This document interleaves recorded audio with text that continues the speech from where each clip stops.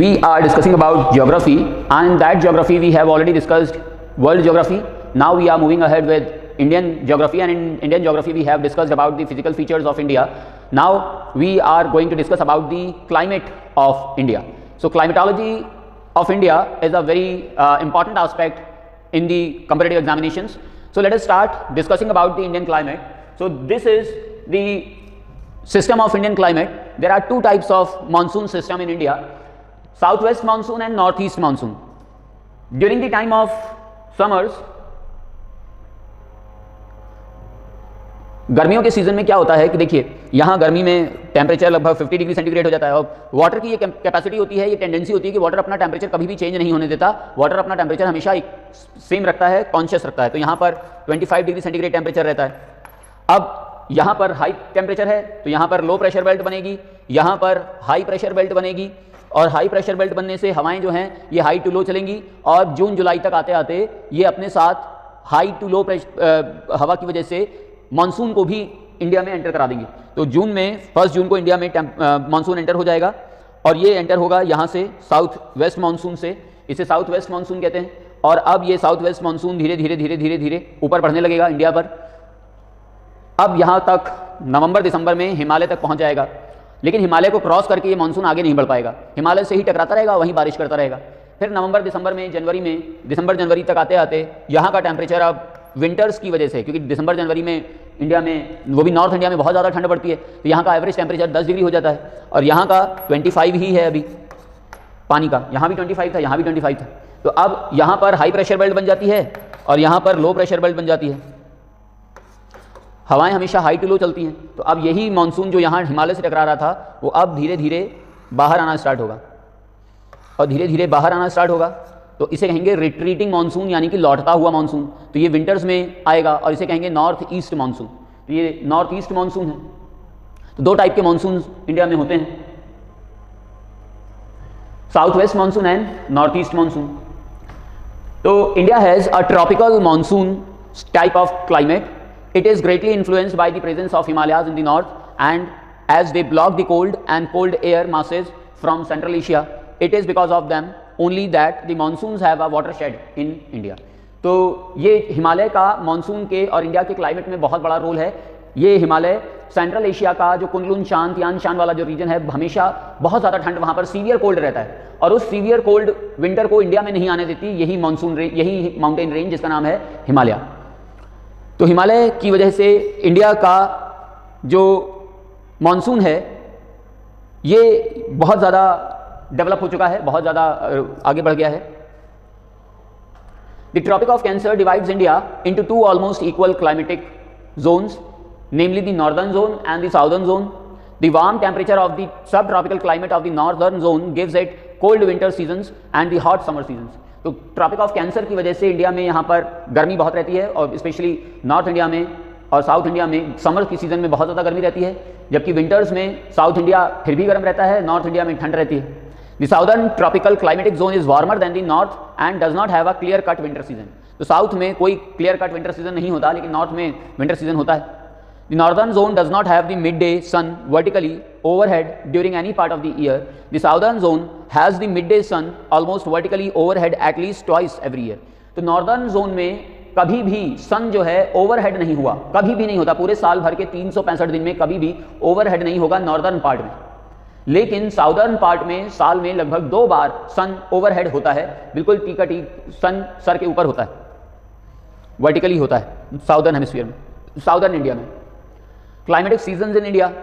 In India, the year can be divided into 4 seasons, resulting from the monsoon, which occurs mainly due to the differential heating of land and movement of the sun's vertical rays. तो हम लोगों ने अभी discuss किया था कि कैसे land गर्म हो जाता है समर में, और जितनी ज़्यादा गर्मी पड़ेगी उतना ही अच्छा मानसून इंडिया में एंटर करेगा.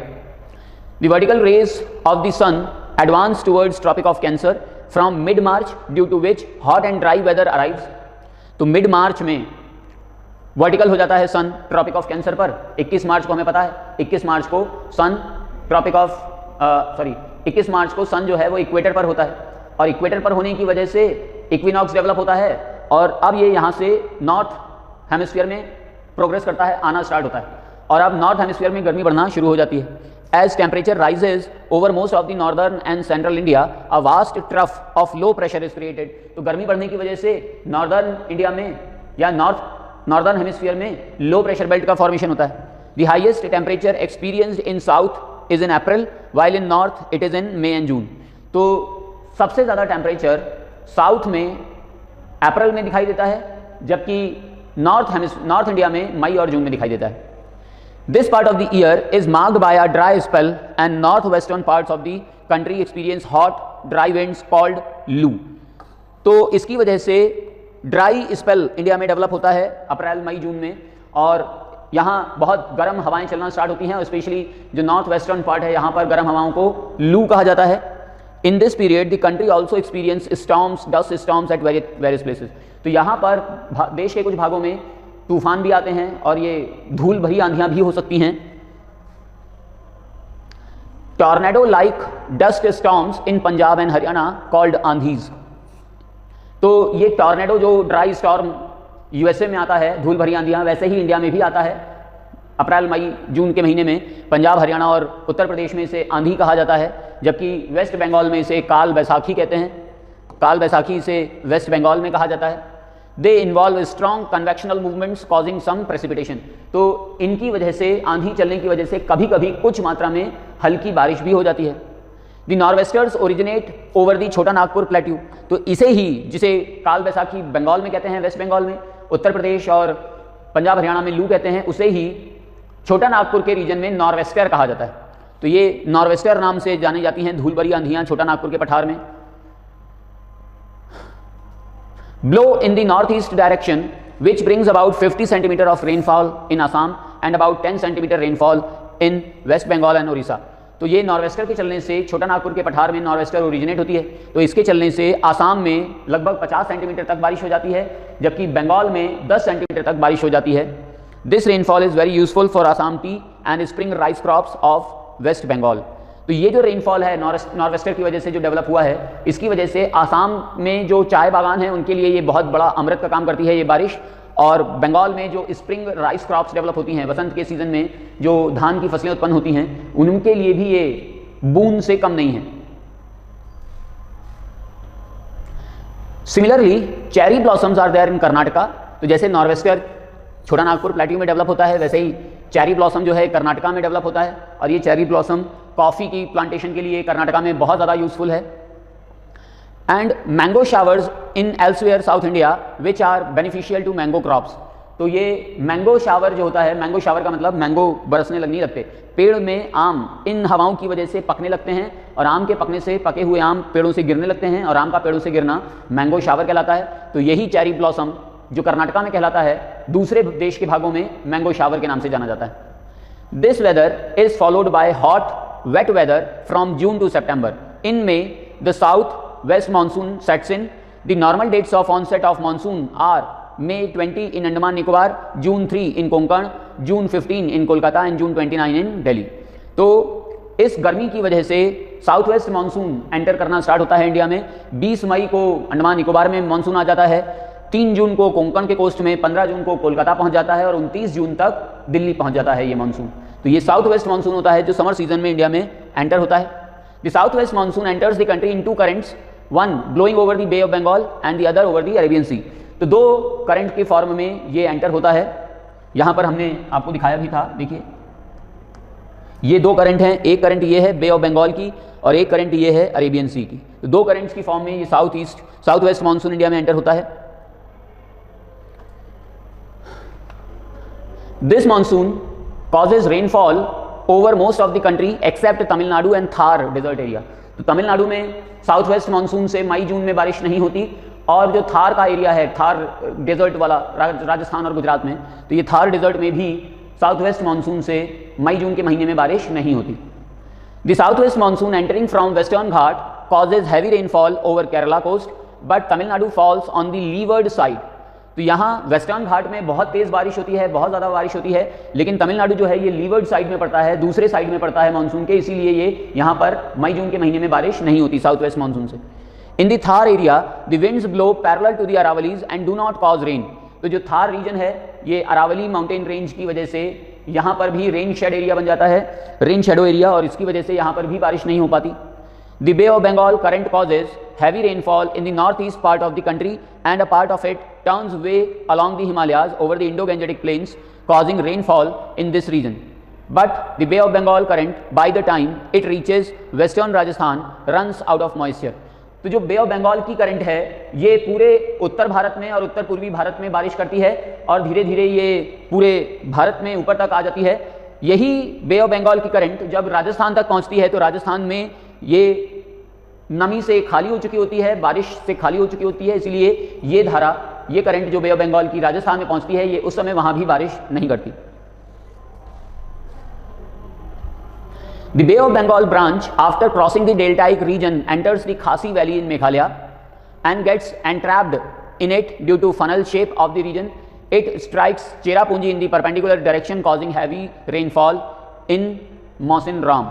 तो दुनिया का सबसे ज़्यादा बारिश वाला एरिया है मेघालय में मौसिनराम एंड चेरापूंजी। तो अब सबसे ज़्यादा बारिश मौसिनराम में होती है, उसके बाद चेरापूंजी में, और उसके पीछे रीज़न ये है कि जब ये बे ऑफ बंगाल वाला करंट मेघालय में पहुंचता है तो मेघालय में ये फनल शेप रीजन की वजह से पूरी तरीके से ट्रैप हो जाता है और उसके आगे नहीं बढ़ पाता और वहीं पर खूब बारिश करने लग जाता है, लगातार मूसलाधार बारिश होने लग जाती है। लगभग 1400 सेंटीमीटर तक बारिश होती है मौसिनराम में। From mid September two mid December the monsoon retreats. तो सितंबर से लेकर के दिसंबर के मध्य तक अब मानसून वापस होने लग जाता है, मानसून रिट्रीट होना स्टार्ट हो जाता है। As the sun's vertical rays start shifting towards the tropic of Capricorn. तो यहाँ अब ठंड का सीजन आने लग जाता है, विंटर सीजन आने लग जाता है और सन जो है साउथ में, साउदर्न हेमिस्फीयर में ट्रॉपिक ऑफ कैप्रिकॉर्न तक पहुँच जाता है, मकर संक्रांति होना शुरू हो जाती है। इसी वजह से वहाँ साउदर्न हेमिस्फीयर में लो प्रेशर बेल्ट जनरेट होना स्टार्ट हो जाती है। Winds moving finally start blowing from land to sea, this is called north east monsoon. तो इसकी वजह से अब जो रिट्रीटिंग मानसून है ये नॉर्थ ईस्ट मानसून कहलाना स्टार्ट हो जाता है। The withdrawal of monsoon is a much more gradual process than its onset. तो ये जो विड्रॉल है मानसून का ये बहुत धीमे धीमे होता है, जबकि जो मानसून एंटर कर रहा था ये बहुत तेजी से भारत में एंटर कर चुका था। तो ये phenomena retreating of monsoon, withdrawal of monsoon बहुत ही ग्रेजुअली होता है इंडिया में। It causes rainfall in Tamil Nadu as the winds peak as the winds pick some moisture from Bay of Bengal. तो अब यहाँ पर रिट्रीटिंग मानसून के टाइम पर दिसंबर जनवरी में तमिलनाडु में बारिश होती है, क्योंकि अब यहाँ पर बे ऑफ बंगाल में जो करंट है इसमें मॉइस्चर है, इसमें नमी है। This explains the phenomenon why Tamil Nadu remains dry when the entire country receives rain and why it gets rain when practically the entire country is dry. तो ये ही एक्सप्लेनेशन है कि तमिलनाडु में तब क्यों वर्षा नहीं होती जब पूरे देश में वर्षा हो रही होती है और तब क्यों वर्षा होती है जब पूरा देश ड्राई होता है। तो उसका रीज़न ये है कि ये रिट्रीटिंग मानसून की वजह से बे ऑफ बंगाल में मॉइस्चर आ जाता है और उसकी वजह से तमिलनाडु में वर्षा होने लग जाती है विंटर सीजन में, विड्रॉल ऑफ मानसून में। The cold and dry weather starts in early December। तो अब cold and dry weather start होता है पूरे इंडिया में अर्ली दिसंबर में। In this, the average temperature in south is 24-25 degree centigrade and while in the north 10 to 15 degree centigrade. तो north में temperature 10 से 15 डिग्री हो चुका होता है, जबकि पूरे साउथ में 24 से 25 डिग्री सेंटीग्रेड का टेम्परेचर होता है। तो साउथ में लो प्रेशर बेल्ट बन जाती है और नॉर्थ में हाई प्रेशर बेल्ट बन जाती है। In the latter part of December and in Germany, the dry spell is broken by the westerly depression from Mediterranean Sea, which causes some rain in northwest India। तो इसी time दिसंबर जनवरी में western part में Mediterranean सी में western disturbances develop होते हैं जिन्हें westerly depression कहा जाता है और इसकी वजह से टेम्परेट साइक्लोन्स इंडिया में एंटर कर जाते हैं और यहाँ पर बारिश होना शुरू हो जाती है। Almost all the precipitation in India is caused by the monsoons and it is primarily orographic in nature. Cyclonic storms provide only a little rain, mainly in the north। तो cyclonic storms जो हैं north में बहुत कम बारिश करते हैं retreating monsoon के time पर, जबकि नॉर्थ इंडिया में जो बारिश होती है रिट्रीटिंग मानसून के टाइम पर ये वेस्टर्न डिस्टर्बेंस की वजह से होती है, वेस्टर्ली डिप्रेशन की वजह से होती है। तो अब हम लोग इंडिया में मानसून और क्लाइमेट तो डिस्कस कर चुके, अब डिफरेंट क्लाइमेटिक रीजन्स के बारे में डिस्कस कर लेते हैं। इंडिया में लगभग 8 क्लाइमेटिक रीजन्स डिफाइन किए गए हैं। Tropical rain forest in India found in west coastal plains, the Western Ghats and parts of Assam. तो ट्रॉपिकल रेन फॉरेस्ट जो है ये हमेशा बारिश वाले रीजन में होता है, तो वेस्टर्न घाट वाले रीजन में यहाँ पर पाया जाता है, और यहाँ जो मेघालय में मौसम में बारिश होती है यहाँ पर पाया जाता है, आसाम के रीजन तक। तो found in western coastal plains and part of Assam, characterised by high temperature throughout the year, rainfall though seasonal is heavy about 200 centimetre annually during May and November. तो मई से लेकर के नवंबर तक यहाँ पर हैवी रेनफॉल होता है, 200 सेंटीमीटर तक बारिश होती है, और यहाँ पर हाई टेम्परेचर हमेशा बना रहता है वर्ष भर, इसी वजह से यहाँ बारिश लगातार होती रहती है, इसीलिए इसे ट्रॉपिकल रेन फॉरेस्ट कहा जाता है। Tropical savanna climate in most of the peninsular region except the semi-arid zone in the leeward side of Western Ghat, it is characterized by long dry weather throughout winter and early summer and high temperature above 18.2 degree centigrade. Annual rainfall varies from 76 centimeter in the west to 150 centimeter in the east. तो tropical savanna climate जो हैं ये peninsular India में पाए जाते हैं, और इस पेनिनसुलर इंडिया में वेस्टर्न घाट के अपोजिट साइड में, तो वेस्टर्न घाट के अपोजिट साइड में यहाँ पर सवाना क्लाइमेट पाया जाता है। यहाँ लॉन्ग ड्राई वेदर होता है, हमेशा पूरे सर्दियों में भी यहाँ पर ड्राई वेदर रहेगा, और अर्ली समर्स में भी यहाँ ड्राई वेदर रहेगा, और बहुत हाई टेम्परेचर यहाँ रहता है, 18 डिग्री सेंटीग्रेड एवरेज टेम्परेचर है यहाँ का। एनुअल रेनफॉल 76 सेंटीमीटर से लेकर के 150 सेंटीमीटर तक होती है पूरे वर्ष भर, 76 सेंटीमीटर वेस्ट में, 150 सेंटीमीटर ईस्ट में। Tropical semi arid steppe climate, तो ये जो tropical semi arid steppe climate है ये रेन शेडो एरिया में बनता है, सेंट्रल महाराष्ट्र में और यहाँ तमिलनाडु में। It is characterized by low rainfall which varies from 38 centimeter to 80 centimeter, high temperature between 20 to 30 degree centigrade. तो इन क्षेत्रों में यहाँ 20 से 30 डिग्री सेंटीग्रेड टेम्परेचर रहता है, और यहाँ पर जो रेनफॉल होता है 38 सेंटीमीटर से लेकर के 80 सेंटीमीटर तक होता है, इसीलिए यहाँ स्टेपी क्लाइमेट पाया जाता है, ग्रासलैंड वाला ट्रॉपिकल ग्रासलैंड क्लाइमेट पाया जाता है। Tropical and subtropical steppes, large areas in Punjab Haryana and Kutch region. तो अब सब ट्रॉपिकल रीजन है ये, तो सब ट्रॉपिकल स्टेपीज पंजाब हरियाणा और कच्छ में पाए जाते हैं। Temperature varies from 12 to 35 degree centigrade, 12 से 35 डिग्री सेंटीग्रेड टेम्परेचर होता है यहाँ। The maximum temperature reaches up to 49 degree centigrade, सबसे ज़्यादा तापमान 49 डिग्री सेंटीग्रेड तक भी पहुँच जाता है। The annual rainfall varying from 30 to 63 centimetre is also highly erratic. तो जो एनुअल रेनफॉल है ये 30 सेंटीमीटर से लेकर के 65 सेंटीमीटर तक होता है, और ये भी कभी कभी होता है, कंटिन्यूसली नहीं होता। अब ट्रॉपिकल डेजर्ट की बात करते हैं। This climate x tends over the western part of Barmer, Jaisalmer and Bikaner district of Rajasthan and parts of Kutch. तो जो ट्रॉपिकल डेजर्ट थार वाला रीजन है ना, बाड़मेर जैसलमेर और बीकानेर वाला, यहाँ पर राजस्थान में देखा जाता है ये डेजर्ट क्लाइमेट, और कच्छ में गुजरात में देखा जाता है। It is characterised by scanty rainfall, बिखरा हुआ यहाँ पर बारिश होती है, कभी कभी 30 सेंटीमीटर तक बारिश होती है annually, which is highly erratic. Rains are mostly in the form of cloud burst. Mean monthly temperature is uniformly high. तो यहाँ पर जो बारिश देखी जाती है बादल फटने की वजह से ही देखी जाती है, कि बादल फटा और बारिश हुई और फिर पूरे साल भर बारिश नहीं होगी। ह्यूमिड सब tropical climate with dry winters. तो अब ह्यूमिड सब ट्रॉपिकल क्लाइमेट और ड्राई विंटर्स के बारे में डिस्कस कर लेते हैं। This area include south of the Himalayas. तो हिमालय के साउथ में ये देखा जाता है, जो तराई वाली रीजन है, उत्तर प्रदेश और बिहार वाला। East of the tropical and subtropical steppes and north of tropical savannas, winters are mild to severe while summers are extremely hot. The annual rainfall varies from 63 centimeter to more than 254 centimeter. Most of it receives during the southwest monsoon season. तो ये humid subtropical climate with dry winter वाला जो climate है ये ज़्यादातर उत्तराखंड, उत्तर प्रदेश और बिहार वाली belt में दिखाई देता है। यहाँ 60 सेंटीमीटर से 254 सेंटीमीटर, 60 सेंटीमीटर से 250 सेंटीमीटर तक बारिश होती है। विंटर्स माइल्ड से सीवियर होते हैं, समर्स हॉट होते हैं, और यहाँ पर साउथ वेस्ट मानसून से ही बारिश होती है।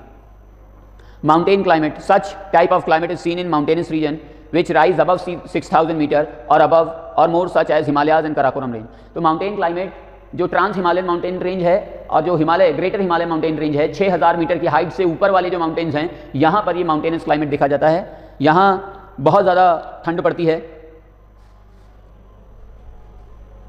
तो ये 8 क्लाइमेटिक जोन में इंडिया को डिवाइड किया गया है।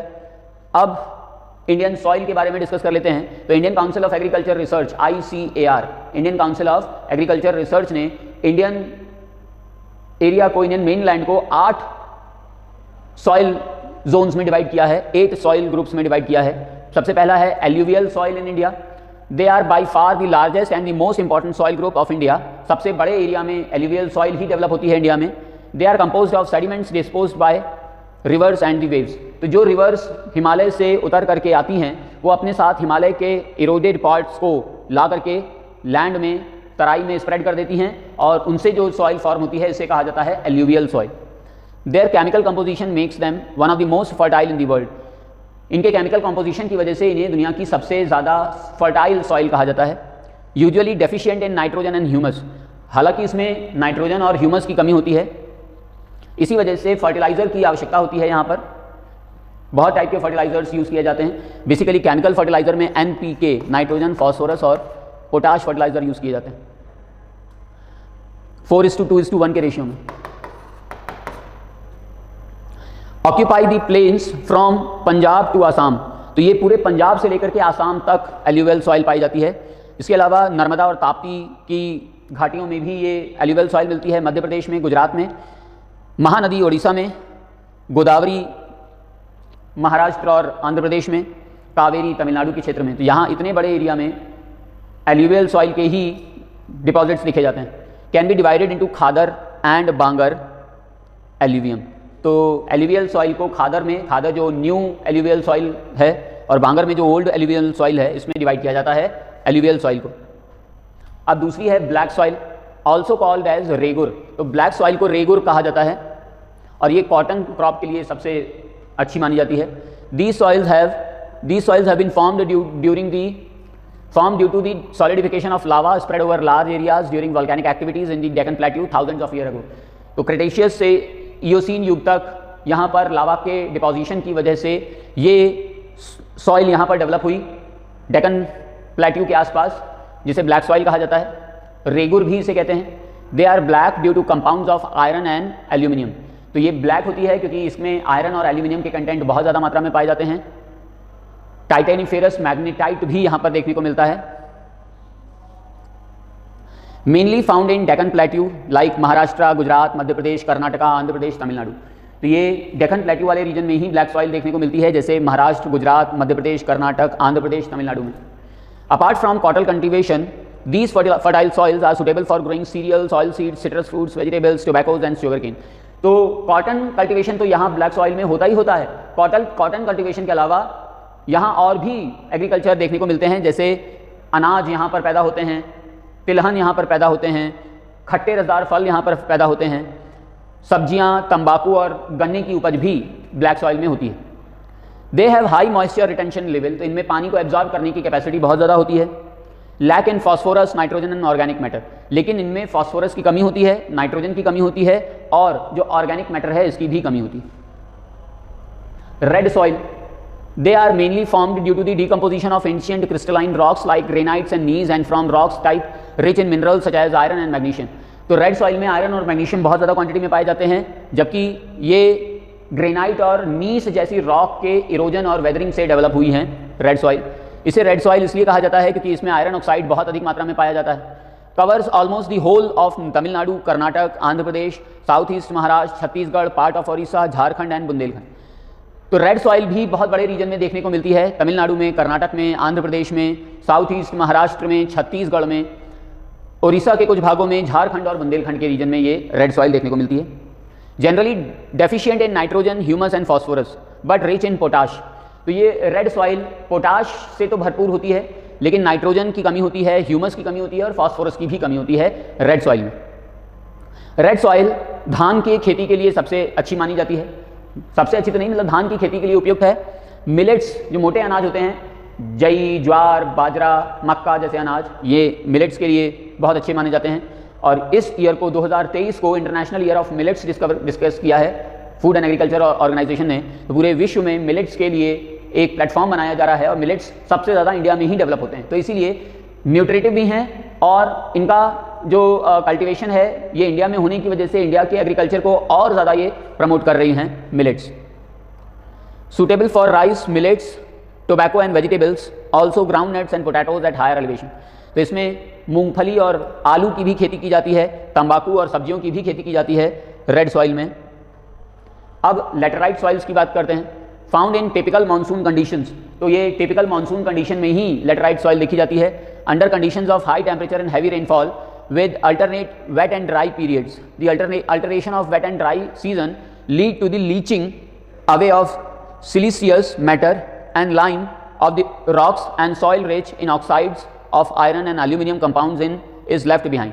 तो आयरन और एल्यूमिनियम कंपाउंड इसमें नहीं पाए जाते, जबकि ये सिलिका मैटर इसमें बहुत ज़्यादा होता है, लाइम इसमें बहुत ज़्यादा होता है। Found in parts of western Ghat, eastern Ghat, Rajmahal hills, Maharashtra, Karnataka, Kerala, Orissa, west Bengal, Assam, Tamil Nadu. तो ये पश्चिमी घाट के कुछ भागों में और ईस्टर्न घाट के कुछ भागों में मिलती है। राजमहल हिल महाराष्ट्र, कर्नाटक, केरला, उड़ीसा, वेस्ट बंगाल, आसाम और तमिलनाडु में पाई जाती है लेटराइट सॉइल। नाइट्रोजन और खनिजों की इसमें कमी होती है। ये टी प्लांटेशन के लिए अच्छी मानी जाती है लेटराइट सॉइल, कॉफ़ी के लिए, रबर के लिए, सिंकोना, कोकोनट और suitable for rice and millet cultivation if manured. तो ये ज़्यादातर जो कैश क्रॉप्स होती हैं, कैश क्रॉप्स के प्रोडक्शन के लिए लेटराइट सॉइल सबसे अच्छी मानी जाती है। Forest and mountain soil, such soils are mainly found on the hill slopes covered by forest. जो hill slopes होते हैं वहाँ पर ये forest and mountain soil देखी जाती है। The formation of these soil is mainly governed by the characteristic deposition of organic matter derived from forest growth. तो forest growth के लिए इसका डिपोजिशन अच्छा माना जाता है क्योंकि इसमें ऑर्गेनिक कंपाउंड ज़्यादा होते हैं। In the Himalayan region such soils are mainly found in valley basins, depressions and less steeply inclined slopes. तो हिमालय रीजन में भी ये फॉरेस्ट एंड माउंटेन सॉइल मिलती है जहाँ बहुत कम स्टीप माउंटेन्स होंगे वहाँ पर। Apart from the Himalaya region, मतलब इस टाइप के माउंटेन्स ना होकर के अगर इस टाइप के माउंटेन्स हैं, इस टाइप के स्टीप कम हैं, यहाँ पर ये फॉरेस्ट एंड माउंटेन सॉइल्स मिलेंगी। Very rich in humus but are deficient in potash, phosphorus and lime and needs fertiliser. तो ये ह्यूमस में तो बहुत ही ज़्यादा ह्यूमस पाया जाता है फॉरेस्ट एंड माउंटेन सॉइल में, लेकिन पोटाश की कमी होती है, फॉस्फोरस की कमी होती है और लाइम की कमी होती है, जिसकी वजह से इन्हें उर्वरक बनाने के लिए, फर्टाइल बनाने के लिए फर्टिलाइजर्स का यूज़ किया जाता है। Plantation of T, coffee, spices and tropical fruits. तो ट्रॉपिकल फ्रूट्स के प्रोडक्शन के लिए, स्पाइसेस के लिए, टी और कॉफ़ी के लिए ये फॉरेस्ट एंड माउंटेन सॉइल बहुत अच्छी मानी जाती है। Arid and desert soils, a large part of arid and desert semi-arid soil in Rajasthan and adjoining areas of Punjab and Haryana lying between the Indus and Aravallis receiving less than 50 centimeter of annual rainfall is affected by desert condition. तो यहाँ बहुत कम बारिश होती है जिसकी वजह से 50 centimetre से भी कम बारिश होने की वजह से ये राजस्थान, पंजाब और हरियाणा के रीजन में मिलते हैं। इंडस और अरावली के बीच का जो क्षेत्र है यहाँ पर ये arid and desert soil पाई जाती है। This area is covered by a mantle of sand which inhibits soil growth. तो यहाँ बालू बहुत ज़्यादा मात्रा में होती है जिसकी वजह से यहाँ सॉइल ग्रोथ बहुत कम देखी जाती है। The phosphate content of this soil is high in normal alluvial soils. तो जैसे नॉर्मल alluvial soil में पोटाश कंटेंट ज़्यादा होता है, वैसे ही इसमें भी पोटाश कंटेंट बहुत ज़्यादा होता है। Nitrogen is originally low, but its deficiency is made up to some extent by the availability of nitrogen in the form of nitrates. तो नाइट्रोजन कंटेंट डेजर्ट सॉइल में बहुत कम होता है, लेकिन अवेलेबिलिटी ऑफ नाइट्रेट्स की वजह से ये इसकी पूर्ति हो जाती है। Thus the presence of phosphates and nitrates make them fertile soil wherever moisture is available. तो अगर यहाँ पर पानी को प्रोवाइड करा दिया जाए तो पानी की आपूर्ति होते ही ये बहुत ही ज़्यादा प्रोडक्टिव हो जाती हैं, बहुत ही ज़्यादा फर्टाइल हो जाती है अरिड और desert soil.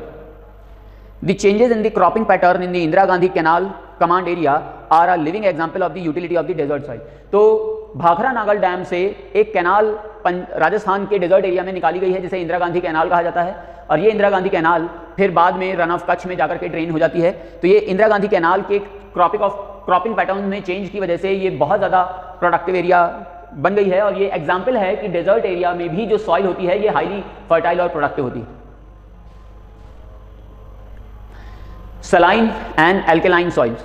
In the drier parts of Bihar, Uttar Pradesh, Haryana, Punjab, Rajasthan and Maharashtra are the salt impregnated or alkaline soils known by different names, रेह, कल्लर, ऊसर etc.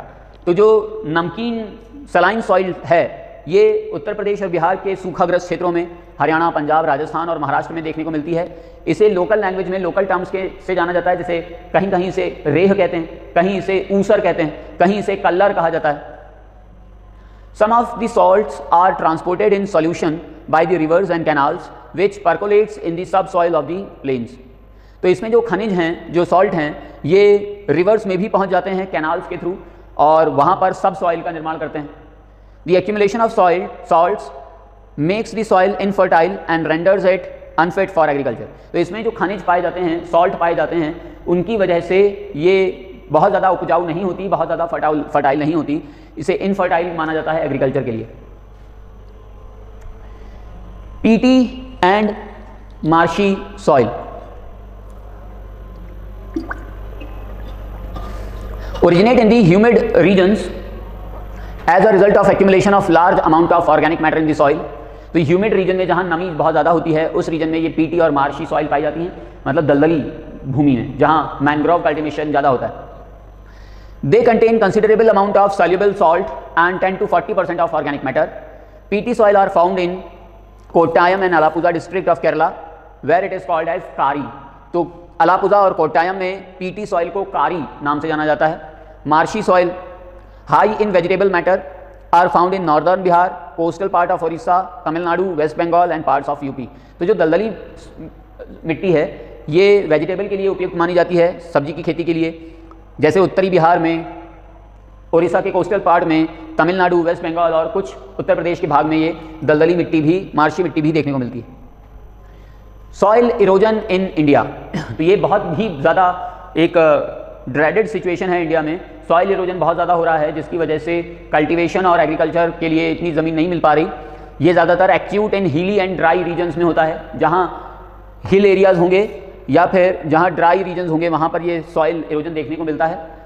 इसके पीछे जो कारण है, जैसे वनों का कटना, deforestation, wrong use of lands such as cultivation on very steep slopes. तो लैंड का रॉन्ग यूज़ भी इसका कारण हो सकता है, जैसे बहुत स्टीप स्लोप्स जैसे होते हैं, वहाँ पर अगर आप एग्रीकल्चर करोगे तो एग्रीकल्चर तो हो जाएगा एक बार, लेकिन उससे जो मिट्टी होगी वो धीरे धीरे वहाँ से खत्म होने लगेगी। तो मिट्टी खत्म होने लगेगी तो मिट्टी के सॉइल इरोजन की वजह से अब आगे वहाँ पर कल्टीवेशन नहीं हो पाएगा। कैटल रियरिंग भी इसका रीज़न है सॉइल इरोजन का। It ultimately leads to bad land topography. तो ये सॉइल इरोजन की वजह से बैड लैंड टोपोग्राफी डेवलप होती है। इसका उपचार क्या है? तो इसका उपचार है ज़्यादा से ज़्यादा वनों को लगाया जाए, फॉरेस्ट एरिया डेवलप किया जाए, फॉरेस्ट कल्टीवेशन किया जाए, एफोरेस्टेशन किया जाए, कॉन्टोर कल्टीवेशन किया जाए। कॉन्टोर कल्टीवेशन क्या होता है कि जो हिल एरियाज होते हैं उसमें सीढ़ी नुमा खेत बनाए जाते हैं। तो जो सीढ़ी नुमा खेत बना करके खेती की जाती है उससे सॉइल इरोजन नहीं होता। तो कॉन्टोर फार्मिंग करना अच्छी बात होती है, कॉन्टोर कल्टीवेशन करना चाहिए सॉइल इरोजन को रोकने के लिए। तो आज हम लोगों ने डिस्कस किया इंडिया के क्लाइमेट के बारे में और इंडिया के सॉइल्स के बारे में। आज इतना ही। Thank you, have a nice day. अब हम लोग ज्योग्राफी को फिनिश करते हैं और अब हम लोग हिस्ट्री के बारे में डिस्कशन करेंगे। तो आज इतना ही। Thank you, have a nice day.